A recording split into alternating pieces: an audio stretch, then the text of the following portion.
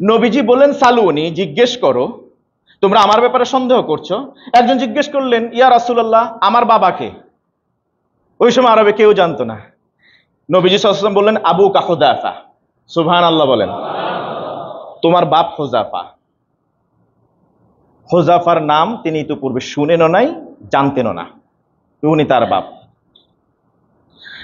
সেখানে সহিহ মুসলিমের হাদিসে এসেছে ৩০০-র উপরে সাহাবী ছিলেন। নবীজি সবার নাম বললেন। আমি তো ধরেন ৭ বছর হয়ে গেছে এই মসজিদে, গুটি কয়েকের নাম জানি আপনাদের। চেহারা সামনে আসলে দেখি যে উনি আমাদের মুসল্লি, আমাদের মসজিদে নামাজ পড়েন। আল্লাহে খুব ইন্টিমেসি না থাকলে অনেকের নাম আমি জানি না। আল্লাহ এই জ্ঞানটা আমাকে দেন নাই। কিন্তু নবীজি ৩০০ সাহাবী সামনে ছিলেন, প্রত্যেকের নাম বলেছেন, প্রত্যেকের বাবার নাম বলেছেন, কে কোন গোত্র থেকে এসেছে সেটা বলেছেন, তার দাদাকে পরদাদাকে সেটা পর্যন্ত তিনি বলেছেন। এই জ্ঞান দিয়েছেন কে? আল্লাহ সুবহানাহু ওয়া তাআলা। আল্লাহ তাআলা বলছেন, ওয়া আল্লামাকা মা লাম তাকুন তা'লাম। নবী হে, আপনাকে আমি আল্লাহ তাআলা যা কিছু জানতেন না সব শিখিয়ে দিয়েছি। ওহী পাওয়ার পরে জ্ঞান দেখছেন আল্লাহ রাসূলের। আল্লাহ রাসূলের জ্ঞানের ওয়াসাআত দেখেছেন, বহর দেখেছেন, আমি বা গভীরতা দেখেছেন কতটুকু। ওয়া আল্লামাকা মা লাম তাকুন তা'লাম। নবী হে, আপনি যা কিছু জানতেন না আমি আল্লাহ তাআলা আপনাকে সবকিছু শিখিয়ে দিয়েছি। শিক্ষক হতে হলে জ্ঞান অপরিহার্য, জ্ঞান অর্জন। আপনি যে বিষয়ে মানুষকে টিচ দিতে যাবেন বা ট্রেনিং দিতে যাবেন, সেই বিষয়ে আপনাকে আগে প্রথমে প্রশিক্ষিত হতে হবে, সেই বিষয়ে আপনার জ্ঞান অর্জন করা লাগবে। এমন একজন রসুলকে আল্লাহ তাআলা আমাদেরকে দিয়েছেন যে রসুল শিক্ষা অর্জন করার, জ্ঞান অর্জন করার মতো সে সুযোগটাও ছিল। এখানে অনেকে আবার কিছু ব্যতিক্রম তাফসিরও করেন। আন-নবী মানে হলো মূল, অর্থাৎ জ্ঞানের মূল উৎস আল্লাহ রসুল। উম্মি মানে হচ্ছে যেমন মাক্কাকে বলা হয় উম্মি, তো এই মূল, এই ব্যাখ্যাটা করা হয়। আমরা সরাসরি অর্থ আজকে করেছি, যদিও এটা হাকিকত মাজাজ, এটা আরেক বিষয়, বালাগাত ফাসাহাতের বিষয়। আমরা সেদিকে না যাই, যদি সঠিক অর্থ আমরা ধরি, এক্সপ্লিসিট মিনিংটাও যদি ধরি, তারপরও এটা দাঁড়ায় এতক্ষণ পর্যন্ত আমরা যা বলেছি আন-নবী আল উম্মি এর অর্থ। যদি এটা মূল না ধরে, উম্মি শব্দের অর্থ নিরক্ষর না ধরেও যদি আমরা করি, তাহলে এটা দাঁড়ায় কি দাঁড়ায়? ওই সময় কোরআন নাজিল হয়েছে আরবি ভাষায়। আরবি ভাষায় ওই সময় পাণ্ডিত্য ছিল। এমন হতো, আরবি ভাষা অনেক বড় বড় পণ্ডিত ছিলেন ওই সময়, জগদ্বিখ্যাত পণ্ডিত তৈরি হয়েছিল। নোবেল প্রাইজ দেওয়া হতো প্রতি বছর, লেখা আহ্বান করা হতো। এই লেখাগুলোকে তারা নির্বাচন করে কাবা ঘরের আস্তিনে ঝুলিয়ে রাখা হতো, দেয়ালের চারপাশে ঝুলিয়ে রাখা হতো। ওখান থেকে বিদেশ থেকে পর্যন্ত আরবি ভাষাভাষী পণ্ডিতরা এসে এগুলি পরীক্ষা নিরীক্ষা করতেন। পরীক্ষা নিরীক্ষা করার পরে যেগুলি মানোত্তীর্ণ হতো সেগুলিকে ঝুলিয়ে রাখা হতো। এগুলোকে বলা হয় মুআল্লাকাত, মানে ঝুলন্ত এই রচনা। এবং ওইখান থেকে বেস্ট অফ দি বেস্টকে নির্বাচন করে নোবেল প্রাইজের মতো ওই সময় প্রাইজ ঘোষণা করা হতো। তার মানে ওই সময় আরবি ভাষায় বা লিটারেচারে পাণ্ডিত্য ছিল আরব সমাজে। সেই সমাজে এমন একজন রাসূলকে আল্লাহ তাআলা নবী করে পাঠিয়েছেন এবং আরবি ভাষাভাষী জ্ঞান মূলক কোরআন দিয়ে পাঠিয়েছেন। সেই নবী ইতিপূর্বে কিছুই জানেন না, এখন ওহী নাজিল হওয়ার পরে তার জীবনটা আমূল পরিবর্তন হয়ে গিয়েছিল। এটা ছিল ওই সময়ের সংস্কৃতিতে বড় ধরনের একটা ধাক্কা। কিন্তু এটা কেমন ধরনের ওহী, কেমন কিতাব, যে কিতাব আগে পাওয়ার আগে মুহাম্মদ কথাই বলতে পারতো না ঠিক মতো, সাল্লাল্লাহু আলাইহি ওয়াসাল্লাম। নবী মুহাম্মদ এর আগে তিনি লিখতে জানতেন না, পড়তে জানতেন না, কোনো কিছু জানতেন না। রবকে খোঁজার জন্য, সত্যের অনুসন্ধানের জন্য গারে হেরাতে গিয়ে সেখানে তিনি ধ্যানে মগ্ন থাকতেন। সেই মুহাম্মদ আরবি পাওয়ার পরে, কোরআন নাজিলের পরে যেই নবী দাবি করছে, এখন তো পুরোই চেঞ্জ। তার যে কোরআনের ভাষা, আমরা তো যে এটা তিনি নকল করেছেন, তিনি কোথাও থেকে প্ল্যারিজম করেছেন, কিংবা ইনি এটা নিজে রচনা করেছেন, তিনি কবি, এই কথাও তো বলার সুযোগ নাই। ছোটবেলা থেকেই তো তাকে দেখেছি তিনি লিখতেও জানেন না, পড়তেও জানেন না। তাইলে আমরা যে দাবি করব এটা কোনো কবির লেখা অথবা কোনো লেখকের লেখা, সেটা তো বলার সুযোগ নাই। এটা হলো সাংস্কৃতিক আরেকটা বিজয়। এই বিজয় কার? কোরআনের। সুবহানাল্লাহ। যদি তিনি লিখতে জানতেন, পড়তে জানতেন, ওই আরব পণ্ডিতদের মতো করে তার জ্ঞান থাকতো আরবি ভাষায়, তাহলে সবাই যেটা দাবি করতো যে হ্যাঁ অন্যরা এটা এই যে নোবেল প্রাইজ পায় লিখনির মাধ্যমে লিটারেচারে, উনিও হয়তো এরকম নতুন কিছু তৈরি করেছেন। ওয়ামা আল্লামনাহু শিআর, আল্লাহ তাআলা বলছেন আমি আমার নবীকে কোনো শের বা কবিতা শিক্ষা দেই। সুবহানাল্লাহ। শিক্ষক, নবীর শিক্ষক কে ছিলেন? আল্লামাহুল কোরআন, আল্লামাল ইনসানা মা লাম ইয়ালাম। আর রহমান আল্লামাল কোরআন। তাইলে কোরআন শিক্ষা দিলেন নবীকে কে?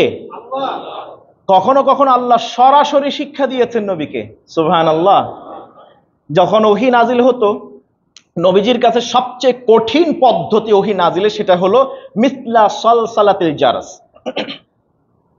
নবীজির কাছে ওহী আসতো, ওহী আসার আগে একটা ঘন্টির ধ্বনি হতো, ঘন্টার ধ্বনি। ওই ধ্বনিটা আসলে আল্লাহ রসুলের কম্পন শুরু হয়ে যেত, চেহারা লাল হয়ে যেত, প্রথমে মেটে কালার ধারণ হতো, এরপর এটা একেবারে রক্তের মতো লাল হয়ে যেত। ঘামাতেন এমন ভাবে তার কপাল মোবারকে, রহমতের এই কপালে ঘামের বিন্দু জমে থাকতো, কখনো কখনো ঘামিয়ে ঘামিয়ে সেটা পড়তো, দাঁড়ি বেয়ে পড়তো। নবীজি সাল্লাল্লাহু আলাইহি ওয়াসাল্লাম বলতেন এই অবস্থাটা, সহিহ বুখারীর হাদিস 3 নম্বর হাদিস, এই অবস্থাটা আমার জন্য সবচেয়ে কঠিন পদ্ধতি ছিল ওহীর। সুবহানাল্লাহ। এটা সরাসরি আল্লাহ তাআলা কোন ওহী তার উপরে নাজিল করতেন। ইভেন এমনও হতো এই ওহী যখন অবতীর্ণ হতো, নবীজি সাল্লাল্লাহু আলাইহি ওয়াসাল্লাম যখন তার কাসওয়ার উপরে থাকতেন, উটের উপরে কিংবা কোনো বাহনের উপরে থাকলে, বাহন দাঁড়ানো অবস্থায় থাকলে হাঁটু পর্যন্ত বালির নিচে গেঁথে যেত, অথবা চলতে গেলে বসে যেত। এটা এত ভারী। ইন্না সানুলকি আলাইকা কাওলান সাকিলা, ইন্না সানুলকি আলাইকা কাওলান সাকিলা। সূরা মুজাম্মিল আল্লাহ তাআলা বলছেন আমি আপনার উপরে যে ওহী অবতীর্ণ করি এটা হালকা ওহী নয়, সাধারণ কিছু নয়, এটা অনেক ভারী একটা ওহী, যার কারণে আপনি ঘামায় যান, সইতে না পেরে প্রথমে চেহারা কালো মেটে কালার হয়ে যায়, এরপরে লাল হয়ে যায় এবং আপনার ঘাম টপ টপ করে পড়তে থাকে। আপনি যদি বাহনের উপরে থাকেন তখন সেই বাহন মাটির নিচে পর্যন্ত দেবে যায়, এটা এত ভারী। ইভেন আবু যর আল গিফারি রাদিয়াল্লাহু তাআলা তিনি একদিন ওহী অবতীর্ণের সময় এইভাবে আগে ঘন্টা বেঁধেছে, আল্লাহ রাসূল সাল্লাল্লাহু আলাইহি ওয়াসাল্লামের উপর ওহী অবতীর্ণ হচ্ছে, আবু যর আল গিফারির পায়ের উপর আল্লাহ রাসূল নিজের পা মোবারক তুলে দিলেন, সহিহ বুখারীর হাদিস। পা তুলে দেওয়ার পরে আবু যর আল গিফারি বলছেন আল্লাহ রাসূলের পা এত ভারী মনে হয়েছে আমার কাছে, আমার মনে হলো যেন হয় পা মাটির নিচে দেবে যাবে কিংবা আমার পা ভেঙে যাবে। এই ভারী ওহী আল্লাহ তাআলা দিয়েছেন নবীজি সাল্লাল্লাহু আলাইহি ওয়াসাল্লামকে। এই ওহীকে আল্লাহ তাআলা দিয়েছেন আরেক শক্তিধর ফেরেশতার মাধ্যমে মাঝে মাঝে পাঠিয়েছেন। আল্লামাহু শাদীদুল কুওয়া যু মিররাতিন ফাস্তাওয়া। আল্লামাহু শাদীদুল কুওয়া, এমন একজন ফেরেশতা দিয়ে আল্লাহ তাআলা কখনো কখনো ওহী পাঠিয়েছেন। শাদীদ, তিনি কঠিন, কুওয়া শক্তিশালী। সুবহানাল্লাহ। আপনার যদি 10 মণি বস্তা হয়, বস্তা, আর একটা শিশুর ঘাড়ের উপরে চাপায়া দেন, বস্তা টিকবো না শিশু টিকবো? কোনটা? শিশু টিকবো না। এই জন্য ধরেন এত বিশাল ভারী ওহী যদি সাধারণ একজন ফেরেশতার ঘাড়ে দেওয়া হয়, ওই ফেরেশতা টিকবে? সবচেয়ে শক্তিশালী ফেরেশতা জিবরিল আলাইহিস সালাম, শাদীদুল কুওয়া, আল্লাহ যার ভূয়সী প্রশংসা করে তার দৈহিক অবয়বের কথা বর্ণনা করেছেন শাদীদুল কুওয়া, তিনি তো হলেন কঠোর, কঠিন, লোড বহনকারী, কুওয়া শক্তিশালী, এমন শক্তিশালী পাঠিয়েছেন। যেই নবী আগে পড়তে জানতেন না, যেই নবী আগে লিখতে জানতেন না, এখন ধরেন আমাদের এখানে এখন কি চালু আছে নাকি কোরআন শিক্ষার আসর? আছে? যারা ধরেন আলহামদুলিল্লাহ বয়সের একেবারে শেষের দিকে চলে গেছেন, কোরআন শেখার জন্য এখন চেষ্টা করে গেছেন, এটা অব্যাহত রাখেন। শুধু এই ওসিলায় এটাকে জরিয়া করে আশা করা যায় আল্লাহ তাআলা আপনাকে কিয়ামতের ময়দানে পার করে দিবেন। হাদিসে এসেছে যে অন্তরে কোরআনের একটু হলেও নূর আছে, কোরআনের একটু হলেও মুখস্থ করা আছে, সেই অন্তরটাকে জাহান্নামের আগুন কশিন কালেও জ্বালাতে পারবে না। কারণ কোরআন ওহী এটা আল্লাহর বাণী। বলেন তো জাহান্নামের আগুন কি আল্লাহর বাণীকে পোড়াতে পারে? এই অভ্যাসটা, এটা অভ্যাসে পরিণত করুন, কন্টিনিউ করুন। যারা আগে পড়েছেন এখনো পড়ুন, ছাত্র হয়ে যান, ভর্তি হয়ে যান, ছাত্রের খাতায় নাম লিখায় ফেলুন। আমি যা কথা বলছিলাম, ইতোপূর্বে আপনি কোরআন দেখে পড়ার চেষ্টা করেন নাই, এখন কোরআন দেখে পড়তে গিয়েছেন, পড়তে গেলে কি কষ্ট হয় কি হয় না? হয়। কষ্ট হয় না? শব্দ উচ্চারণ খুব কঠিন মনে হয়, তাই না? এবং ভেঙে ভেঙে পড়েন, এখানে কি বলা হয়, বাবলিং হয়, অনেক কিছু হয়, পাম্পিং হয়। এগুলি আপনার হতে পারে, হলে তো ডাবল সওয়াব, এটা আমরা হাদিস থেকে জানি। নবীজি সাল্লাল্লাহু আলাইহি ওয়াসাল্লাম যিনি আগে পড়তে জানতেন না, লিখতে পারতেন না, যখন তার উপরে বলা হলো ইকরা বিসমি রাব্বিকাল্লাযী খালাক খালাকাল ইনসানা মিন আলাক ইকরা ওয়া রাব্বুকাল আকরাম আল্লাযী আল্লামা বিল কলম আল্লামাল ইনসানা মা লাম ইয়ালাম, চতুর্থবারে তিনি পুরোটা মুখস্থ করে ফেলেছেন। সুবহানাল্লাহ। এরপরে যখন কোরআন নাজিল হয়, জিবরিল আসলে আল্লাহ রাসূল আগেভাগে প্রস্তুতি নিয়ে নিতেন, কারণ যা বলবে তা তো মুখস্থ করা লাগবে। আর মুখস্থ করার অন্যতম মাধ্যম হলো বারবার পড়া, বারবার উচ্চারণ করা। ছাত্ররা কি বলে, মুখস্থ করার সময় বারবার পড়ে, একটা লাইনকে বারবার মুখস্থ করে। নবীজিও প্রথম অবস্থায় সুবহানাল্লাহ, আল্লাহ তাআলা দয়া দেখুন, নবীজি এরকম ওহী মুখস্থ রাখবার জন্য তিনি বারবার পড়েন, উচ্চারণ করেন। এবার আল্লাহ তাআলা কোরআন আয়াত আরেকটা নাজিল করলেন, লা তুহাররিক বিহি লিসানাকা লিতাআজালা বিহি ইন্না আলাইনা জামাআহু ওয়া কুরআনা ফাইদা ক্বরানাহু ফাত্তাবিউ কুরআনা। নবী, আপনি কোরআন পড়তে জানতেন না, এটা আমি জানি, আগেভাগেই জানি, আমি ভালো করেই জানি। এরপর আপনাকে আমি ইস্তেফা করেছি, নির্বাচন করেছি সর্বশেষ ও চূড়ান্ত নবী হিসেবে। আপনি কোরআন মুখস্থ রাখবার জন্য এত তাড়াহুড়ো করে জিহ্বা এত নাড়াবেন না, এটা আমার কষ্টের কারণ। আপনার এই কষ্ট দেখে আমার কষ্ট হয়। ইন্না আলাইনা জামাআহু ওয়া কুরআনা, এটা আমি আল্লাহর দায়িত্ব আপনার সিনার ভিতরে পুরো কোরআনটাকে গেঁথে দেওয়া। আপনার দায়িত্ব কি, ফাইদা ক্বরানাহু ফাত্তাবিউ কুরআনা, যখন জিবরিল এই কোরআন তেলাওয়াত করবে আপনি শুধু তাকায় থাকবেন, কিভাবে জিহ্বা নাড়ায়, কিভাবে উচ্চারণ করে, কিভাবে তেলাওয়াত করে, কোথায় লম্বা করে, কোথায় খাটো করে, কোথায় মদ, কোথায় কি, এটা শুধু আপনি তাকায় দেখবেন। ফাত্তাবিউ কুরআনা, ওই পড়াটাকে, জিবরিলের পড়াটাকে আপনি শুধু অনুসরণ করেন। ইত্তেবা মানে কি? হ্যাঁ, অনুসরণ। ওই যে আইডিওলজি নিয়ে কথা বলেছিলাম, আদর্শ লিপির কথা বলেছিলাম, মনে আছে আপনাদের? ওই যে এক যেভাবে আছে এভাবে শুধু হাত ঘুরানো, 10 বার 5 বার হাত ঘোরায় না বাচ্চারা, এরপরে নিজেরা লিখতে শুরু করে। আল্লাহ তাআলা নবীকে বললেন, জিবরিল যখন পড়ে শুধু জিহ্বার দিকে তাকায় থাকেন, কিভাবে পড়ে, ঠোঁটের দিকে তাকায় থাকেন, অতটুকুনি যথেষ্ট। আর বাকিটা আপনার সিনায় গেঁথে দেওয়া, জমা করে দেয়া দায়িত্ব কার?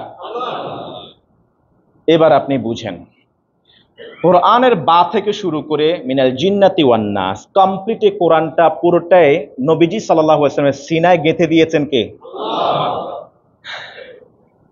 আল্লাহ তাআলা গেঁথে দিয়েছেন। কোরআনের নলেজ কতটুকু, কোরআনে কতটুকু জ্ঞান, আদম সৃষ্টি থেকে শুরু করে কিয়ামত পর্যন্ত যত মানুষ এই পৃথিবীতে আসবে সবার জন্য আল্লাহ তাআলা 104 খানা আসমানি কিতাব পাঠিয়েছেন।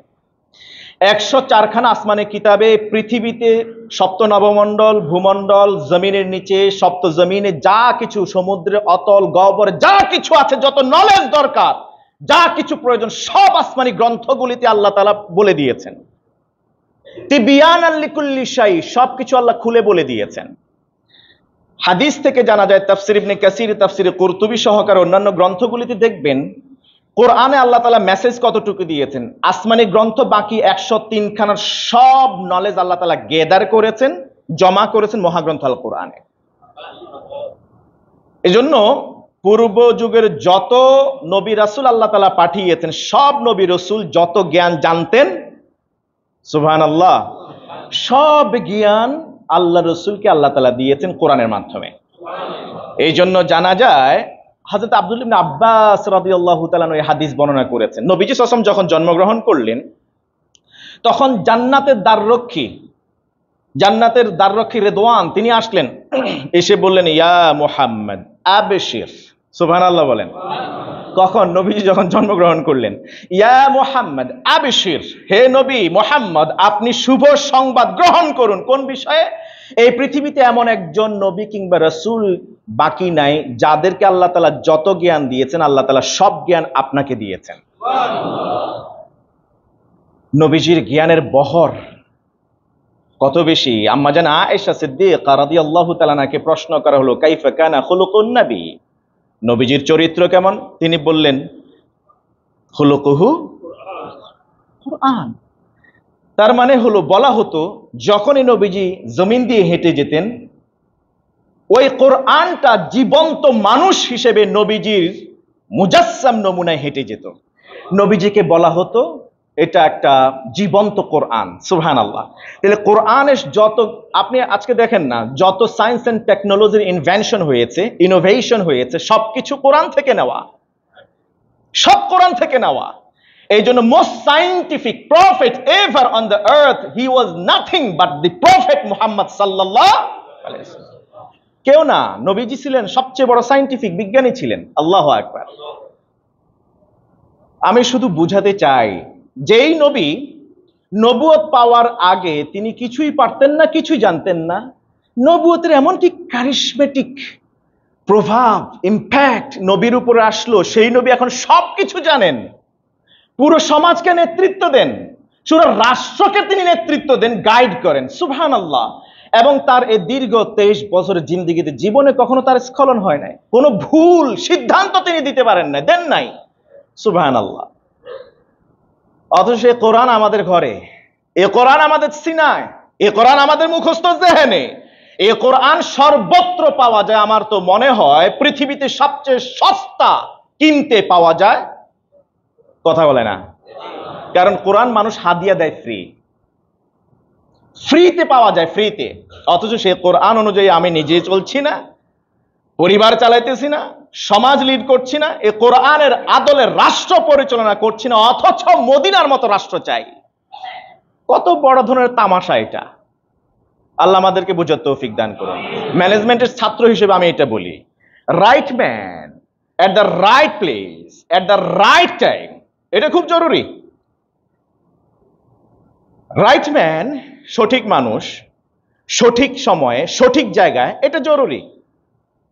বাংলাদেশকে আপনি বৈষম্য মুক্ত করতে চান, বৈষম্য মুক্ত করতে হলে ফিরে যেতে হবে নবীর ওহির দিকে।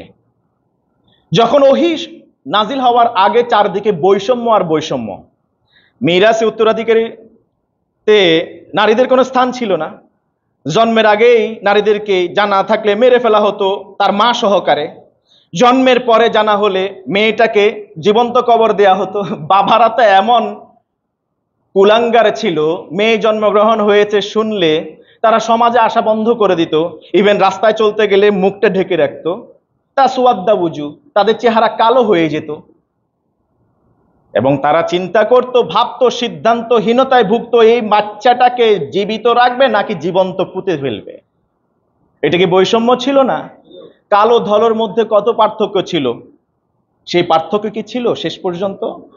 ওহির জ্ঞান আসার পরে ছিল না। বৈষম্য মুক্ত করতে হলে এই সমাজটাকে, এই দেশটাকে অবশ্যই কোরআনের আদলে রাষ্ট্র যদি আপনি পরিচালনা না করেন, তাহলে আপনি আসলে স্বপ্নই থেকে যাবে, আপনি সঠিক সিদ্ধান্ত এবং কিংবা ফলাফলে আপনি আসতে পারবেন না। রাইট ম্যানের কথা বলছিলাম। ধর্ম জানা গিয়েছে, ধর্ম উপদেষ্টা মহোদয় তার ধর্ম মন্ত্রণালয় থেকে একজনকে ইসলামিক ফাউন্ডেশনের ডিজি হিসেবে তিনি প্রস্তাব করেছেন, সেটা জনপ্রশাসন মন্ত্রণালয়ে গিয়েছে। এটা আপনারা হয়তো অনেকেই জানেন না, জানার কথাও না।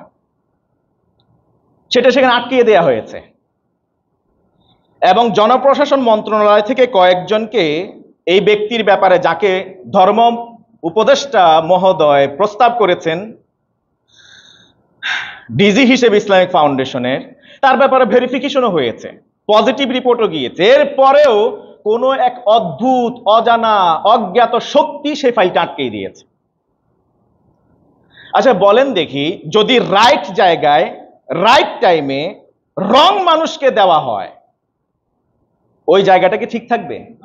কথা বলে না। একটা সাজানো বাগান আপনি তৈরি করতে যাইবেন, সেখানে যদি একেবারে স্টিয়ারিং এ এমন একজনকে দেন যে যার ধর্মীয় কোনো জ্ঞানই নাই। আমরা ইতিপূর্বেও তো দেখেছি কি হয়েছে, এই গণ অভ্যুত্থানের আগে কি হয়েছে। মাদ্রাসা বোর্ডের সর্বোচ্চ দায়িত্বপ্রাপ্ত একজন অমুসলিম, আর সেখান থেকে নাকি ওই যে নবীর আদলে মদিনা সনদ দিয়ে মদিনা রাষ্ট্র কায়েম করবে, সেই সোনার মানুষ আবু বকর, ওমর, ওসমানের মতো মানুষ নাকি সেখান থেকে বের করবে। চিন্তা করা যায়? এটা জাতির সাথে তামাশা ছাড়া আর কিছু না। গণ অভ্যুত্থানের পরেও এখন আমরা দেখছি বৈষম্য আসলে নির্মূল হয় নাই, এখনো বৈষম্য রয়ে গিয়েছে। যতজন উপদেষ্টা আছে এর মধ্যে বাংলাদেশের অধিকাংশ মানুষ তো মুসলমান, এটা তো সবাই জানে, কাগজে কলমে দাপ্তরিকভাবে প্রমাণিত। 92% and more than 92% people তারা মুসলিম, ইসলাম ধর্ম ফলো করে। সেখানে ধর্ম উপদেষ্টা একজন ছাড়া আর কয়জন আছে উপদেষ্টা প্যানেলের মধ্যে যারা ধর্মকে রিপ্রেজেন্ট করে? এবং ধর্মীয় যেসব সবচেয়ে একটা গুরুত্বপূর্ণ জায়গা, ইসলামিক ফাউন্ডেশনের মতো জায়গায়, সেখানে একজন ধর্ম উপদেষ্টা নিজে, যাকে জানেন, যিনি টেস্টেড, এমন একজন মানুষকে প্রপোজ করেছেন, জনপ্রশাসন মন্ত্রণালয়ে গিয়েছে, সেই ফাইল নিয়ে আবার ভেরিফিকেশন হয়েছে, সেটা পজিটিভ রিপোর্ট গিয়েছে, এরপরে অদৃশ্য শক্তি সেটা আটকিয়ে দিয়েছে। এখন কি বলেন তো দেখি, মেধা নাকি কোটা? তো এটা কি হচ্ছে? এখন যদি এমন একজনকে আবার আগের মতো মাদ্রাসা, কি বলা হয়, বোর্ডের আগের মতো অবস্থা যদি এখনো আসে, ইসলামিক ফাউন্ডেশন এমন একজনকে দিয়ে দিলেন যে আসলে ধর্মের ব্যাপারে কিচ্ছুই জানে না, এমন একজন পুতুলকে বসাবে যে ইনক্লুসিভ স্টেটের নামে, সেখানে তাকে দিয়ে মসজিদগুলোতে বক্তব্য তৈরি করে দিবে, সাবজেক্ট ঠিক করে দিবে, এরপরে সেগুলি মানুষের কাছে প্রচার করতে হবে। আলটিমেটলি যেই লাউ। তো এতগুলি প্রাণ কেন দিয়েছি আমরা? আপনারা এখনো জানেন না এই বিষয়টা, জানেন না। দেশের ব্যাপারে অনেকেরই আসলে ধারণা নাই। আমি সরি টু সে, এটা আমি নেগেটিভ বলছি না। আমরা বিনয়ের সাথে অনুরোধ করবো, এই জায়গাগুলি ঠিক করা দরকার। হয়েছে, অনেক জায়গা পিউরিফাইড হয়েছে, অনেক জায়গা মুক্ত হয়েছে, এবং যোগ্য ব্যক্তিদেরকে সেই জায়গায় বসানো হয়েছে, আলহামদুলিল্লাহ। কিন্তু মানে যেগুলি আরো দরকার পরিবর্তন করা, সেই জায়গাগুলো যেন পরিবর্তন হয়, এইটা দাবি আমাদের। আমরা রাষ্ট্র বা রাষ্ট্র প্রধান অথবা সরকারের বিরুদ্ধে বলছি না, আমরা বলছি কোন কথা, অনুরোধ করছি যে right man, right place at the right time, সেই মানুষটাকেই সেই জায়গায় জায়গা দেওয়া হোক। তাতে করে বৈষম্য মুক্ত হবে, যেই জন্য প্রাণ দেওয়া হয়েছে সেটা সার্থক এবং সিদ্ধ হবে। আল্লাহ তাআলা আমাদের বুঝার তৌফিক দান করুন। আমরা ইনশাআল্লাহ তাআলা অন্য জুমাতে, যেহেতু সিরাতুন নবীর মাস বা মিলাদুন নবীর মাস রবিউল আউয়াল চলছে, আমরা বিশ্বনবীর জীবনী নিয়ে, তার কি বলা হয়, বার্নিং যে বর্ণাঢ্য যে জীবন ছিল, সেই জীবনের ধারাবাহিক আলোচনা ইনশাআল্লাহ তাআলা আমরা করব। আল্লাহ তাআলা আমাদেরকে বুঝে আমল করার তৌফিক দান করুন। আপনারা একটু বসুন, আমি একটু আগেই ছেড়ে দিয়েছি জানেন, আরো 5 মিনিট